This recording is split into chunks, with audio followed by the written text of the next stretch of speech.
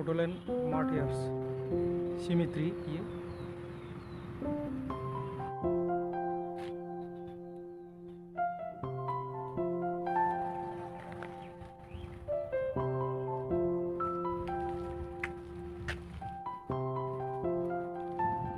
हाय साफ्रोमबो नोंथांमोनखौ आंनि YouTube चेनेलाव बरायबाय। दा जोङो क'क्राझार बड'लेण्ड मार्टियार सिमेट्रि एबा बै समनि बड'लेण्ड सोमावसारनायाव बड'फा उपेन्द्रनाथ ब्रह्मनि दैदेननायाव बड'लेण्ड सोमावसारनायनि थाखाय मुंख्लं जानाय साफ्रोमबो मुंख्लंफोरनि मुं आरो माखासे अन्थाइ खाम्फाफोरखौ बेवहाय जयैनो दोननाय जादों। बे बिथांमोनखौ जयैनो मोनसे नैबे क'क्राझार देबारगाव बड'लेण्ड इउनिभार्सिटिनि खाथियाव थानाय बे बड'लेण्ड मार्टियार सिमेट्रियाव साफ्रोमबो बड'लेण्ड मुंख्लं बिथांमोननि जिउमा मुंफोरखौ बेवहाय मार्बल अन्थाइजों लिरनानै आरो माखासेफोरखौ स्टेचु एबा मुसुखा बानायनानै दोननाय जादों। दा बेखौनो जों नोंथांमोननो दिन्थिलांनाय जानोसै, नोंथांमोना दसे उनाव नुनो मोनसिगोन। बेनो सोरगिदिं बड'लेण्ड मार्टियार सिमेट्रिनि नुथाया। दा सिङाव जों दङ। दसे उनाव गासैबो मुंख्लंफोरनि मार्बल अन्थाइयाव लिरनानै दोननाय मुं आरो बिसोरनि मुसुखाफोरखौ नोंथांमोननो दिन्थिलांनाय जागोन।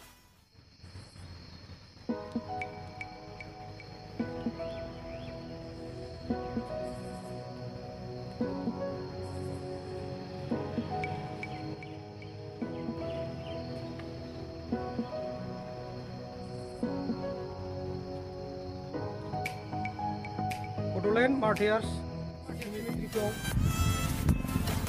10 फेब्रुवारि 2003 बेखेवनाय जादों। बेखौ 2004 आव गायसनदोंमोन आरो 2013 आव बेखेवनाय जादोंमोन। माखासे आकुवा डिस्क' दैनि फ्रि फ्रि गग्रा दै मोसाग्राफोर बेवहाय बानायनाय जादों। दा बेखौ अन खालामनाय जाथ'वाखै। बियो बेनि पार्कनि मडेला साउथ इण्डियाननि बृन्दाबन गार्डेननि मडेलखौ लादोंमोन, नाथाय हाजोबनाय जायाखै। थेवब्लाबो जा बानायदों बे मोजाङानो जादों।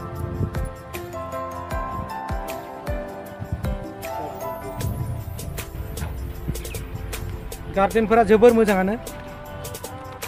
दा क'क्राझार टाउनाव फैयोब्ला माब्लाबाफोर बड'लेण्डनि राजधानी क'क्राझाराव फैयोब्ला बे बड'लेण्डफोरनि मुंख्लं जानाय मार्टियार सिमेट्रिखौ नोंथांमोना जाहाथे नायफैयो।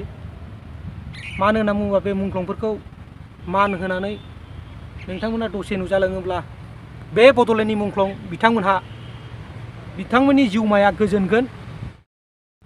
बिदिब्ला नायलांबावदिनि सिगां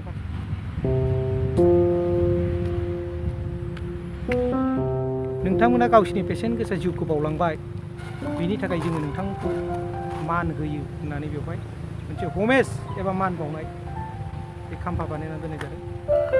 नैबेफोरखौ सम सम सालु खालामनाय जायो। बे दैखौ बेयो डिस्क' आक्वारियाम आर'नाइखौ बेबायदि महरै बिनि खाम्फायाव साजायनाय जादों। क'क्राझार बड'लेण्ड मार्टियार सिमेट्रिनि गेजेर जायगायाव दङ, गेजेर थावनियाव दङ। दा बेवहाय बैथिंजाय दङ, बै सानजा ओनसोलथिं माखासे दोनदों, बैयो बे सानजाथिं, आरो माखासेखौ नैबेथिंजाय नैबे सोनाब बाहागोथिं दोननाय जादों। बैनो सोनाबथिंजाय रोजा रोजा मुंख्लंफोरनि मुंखौ बेवहाय दोननाय जादों। दा आं नोंथांमोननो बे मुंख्लंफोरनि मुं एबा मार्बल अन्थाइयाव माब्रै बिथांमोनखौ सनमान होनानै मान होनानै बिथांमोननि मुंखौ मार्बल अन्थाइजों लिरनानै दोनदों आरो माखासे गेदेमाफोरखौ स्टेचु एबा मुर्ति बानायनानै दोनदों गावनि साखाथियाव। दा बेखौबो नोंथांमोननो फारियै दिन्थिलांनाय जागोन। बिब्दिब्ला नायलांदिनि। दा बेवहाय फारियै दङ। नै सिगाङावनो जों नुदों मार्टियार खुला बसुमतारी, राजपुर सनापुर गहपुर सनितपुरनिमोन बिथाङा। बेनि साखाथियाव दङ नै मार्टियार खास्ति दैमारि, सिंमारि खेरफा बिटा गरेस्वरनिमोन बिथाङा, बाक्सानि। मार्टियार कृष्ण बसुमतारी पश्चिम बेंगनाबारी बरबरी मुसलपुर बाक्सानिमोन आरो नैबे साखाथियाव दंबावो मार्टियार लखन मुसाहारि बिथाङा रामटिपि कार्बि आंलंनिमोन दा जे बड'लेण्ड एबा BTC बड'लेण्ड टेरिटरियेल काउन्सिलाव मोनब्रै जिल्लाखौल' लानानै बे BTC खौ दानाय जादों नाथाय बै समनि बड'लेण्ड सोमावसारनायाव गासै आसामनि मोनफ्रोमबो जिल्ला जेरै कार्बि आंलंखौ लाफानानै मोनफ्रोमबो जिल्लायावनो बे बड'लेण्डखौ सोमावसारदोंमोन दा बिथांमोननि नै मुंख्लं जानाय मुंखौ नैबावनो दं बिथाङा कार्बि आंलंनिमोन मार्टियार लखन मुसाहारि आरो बेजों लोगोसे मार्टियार लेमसन नार्जारि साउथ गुरसुगुरि कुलुसिमारि गफुर सनितपुरनिमोन बिथाङा आरो नै खाथियाव दङ मार्टियार मंगल मुर्मु सावथालफोराबो बर'फोरजों लोगोसे मुंख्लं जाफादोंमोन 3 नं सालगुरि बाल्लिमारि गसाइगाव क'क्राझार बिथाङा सावथालमोन आदिबासि अब्ला बिथाङाबो हेफाजाब होदोंमोन सोमावसारनायाव मार्टियार मदन डेका बर' निस सिनाखना बरंगाबारि कैराबारि अदालगुरिनिमोन बिथाङा मार्टियार मण्डल कुमार ब्रह्म निलिबारि सिमलागुरि धालिगाव चिरां नैबे गोग्लैनानै थानाय दं बेखौ आं बोखारनानै होनोसै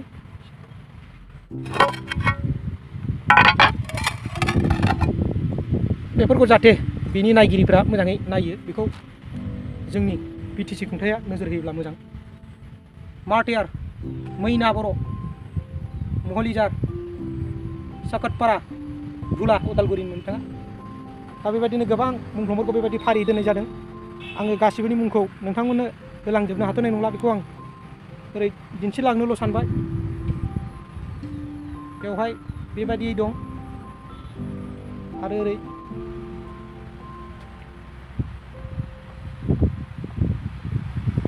दं आङो बेखौ आं फारियै दिन्थिलांनो सानबाय नोंथांमोना नायलांदो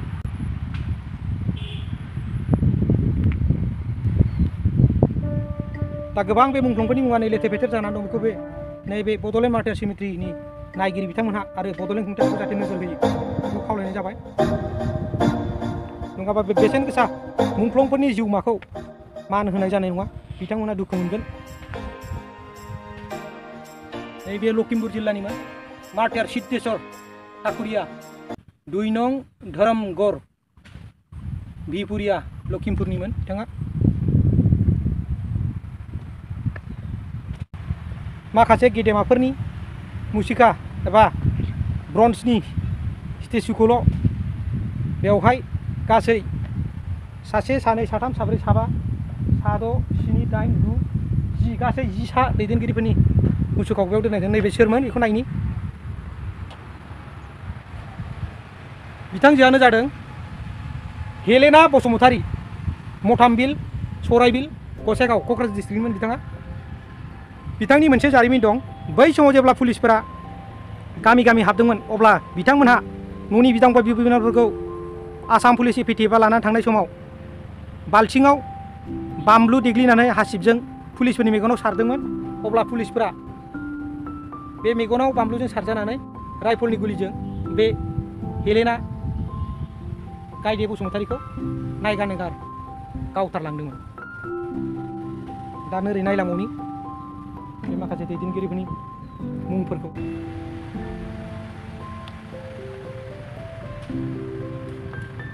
नैबे जाहैबाय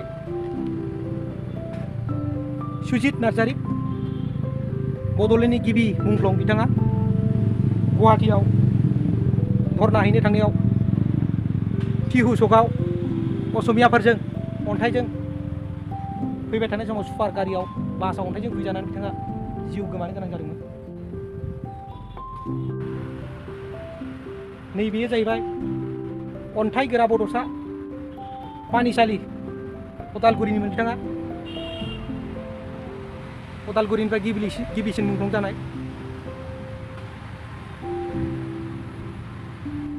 मा दंबावो बिथांनि मुङा हरखाब नार्जारि सिराकुन्दि थारायबारि रङियानिमोन बिथाङा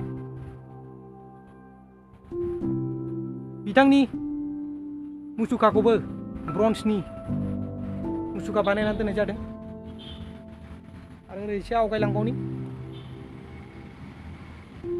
नैबेयाव दं बिरसिलागां बसुमतारी बंसिगाव दतमा क'क्राझार डिस्ट्रिक्टनि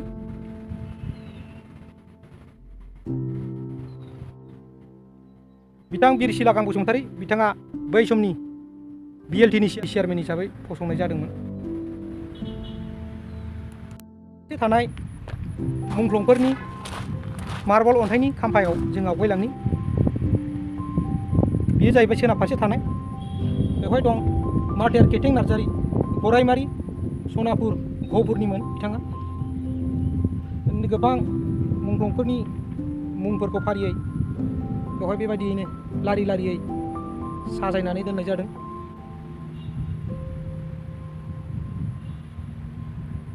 बे सोनाब फारसे आरो बै सानजा फारसे माखासे थांबाय आरो बेजों लोगोसे माखासे गेदेमाफोरनि मुंखौबो दोनफानानै गेदेमाफोरनि मुसुखाखौल' बेयाव दोननाय जादों। बेखौ साखाथियाव एसे नोंथांमोननो दिन्थिनो नाजाबावनि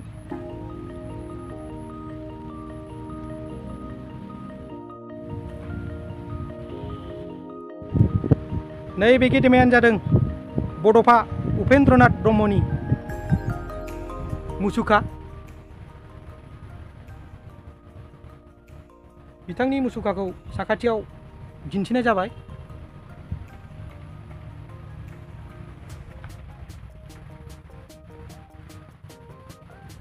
बड'फा उपेन्द्रनाथ ब्रह्म बरागारि दतमा क'क्राझार।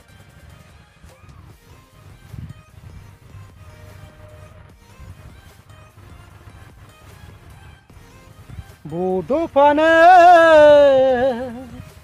बरागारि गामिया जोनोम मोनना बरागारि गामिया जोनोम मोनना आयनो।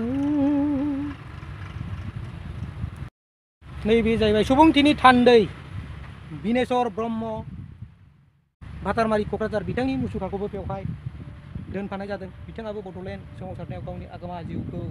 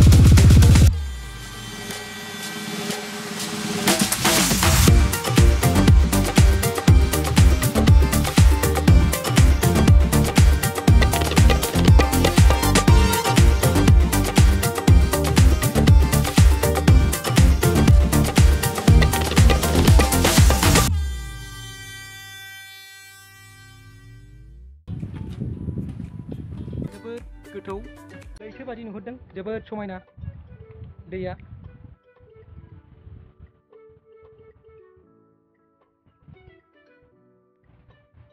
दिनैनि ब्लगखौ बेयावनो दोनथ'नाय जाबाय।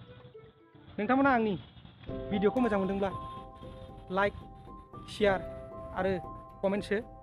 नोंथाङा बे आंनि चेनेलाव गोदानब्ला साबस्क्राइब खालाम आरो आगदाथिं ओंखारनाय बेल आइकन एबा गाथायाव थुनानै हो। अब्लानो नोंथांमोनहा आंनि गोदान भिडिअफोरखौ नुबाय थानो मोनगोन।